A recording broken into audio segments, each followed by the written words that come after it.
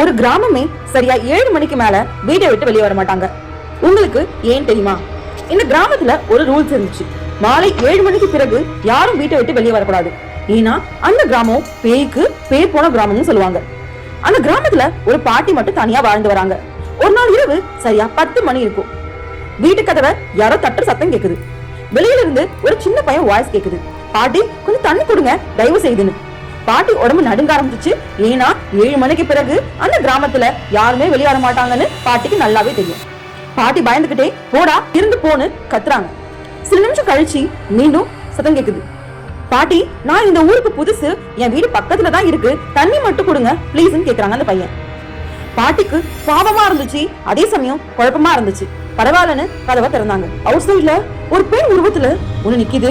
அது பாக்குறதுக்கு ரொம்ப பயங்கரமா இருக்கு. அது பாட்டியை மட்டும் தான் பாத்துட்டு இருக்கு. அதுக்கப்புறம் அந்த பெண் மெதுவா தலையை தூக்கி சொல்லிச்சு, கதவை திறந்ததுக்கு நன்றி அப்படின்னு. அதுக்கப்புறம் அந்த பாட்டிக்கு என்ன தெரிஞ்சுன்னா பார்ட் 2 கமெண்ட் பண்ணுங்க.